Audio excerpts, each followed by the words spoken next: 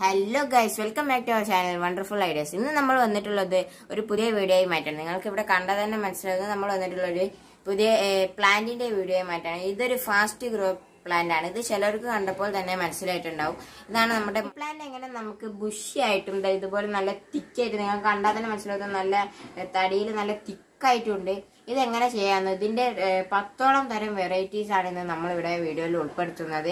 അതെങ്ങനെയാണെന്നൊക്കെ നോക്കാം. അതിനു മുമ്പ് ഈ ചാനലിലെ വീഡിയോ നിങ്ങൾ ആദ്യമായി കാണുക, സബ്സ്ക്രൈബ് ചെയ്യുക, വീഡിയോ ഇഷ്ടമായ ലൈക്ക് ചെയ്യുക, ഷെയർ ചെയ്യുക. എന്നാൽ നമുക്ക് വീഡിയോയിലേക്ക് കടക്കാം. ഇത് നിങ്ങൾക്ക് കണ്ടാൽ തന്നെ മനസ്സിലാവും. ഇതിന്റെ ഉള്ളിലേക്ക് കുറെ അധികം വള്ളികളുണ്ട്.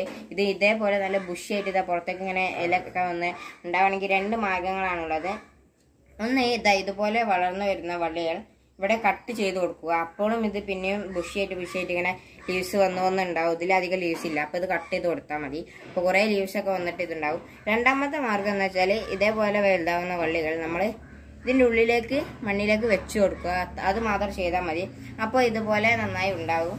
അതാണ് ഇതിന്റെ 2 എളുപ്പ മാർഗങ്ങൾ. മണി പ്ലാന്റിന്റെ തന്നെ വാട്ടറിൽ ഇട്ട് വെച്ച് വളർത്തിയതാണ്. ഇപ്പോൾ നിങ്ങൾക്ക് കാണാം, നമ്മുടെ കുപ്പിയിൽ വെള്ളം നിറച്ച് ഇട്ട് കൊടുത്തതാണിത്. ഇപ്പോൾ ഇത് മണ്ണിലും വളരും. ഇതുപോലെ നല്ല തിക്കായിട്ട് മണ്ണിലും വളരും, നമ്മളുടെ വാട്ടറിലും. ഇത് നമ്മൾ ഇതുപോലെ എങ്ങനെ ബുഷിയായിട്ട് ഇത് പ്രൊപ്പഗേഷൻ ചെയ്യണമെന്നൊക്കെ നമ്മൾ ഈ വീഡിയോയിൽ ഉൾപ്പെടുത്തിയിട്ടുണ്ട്.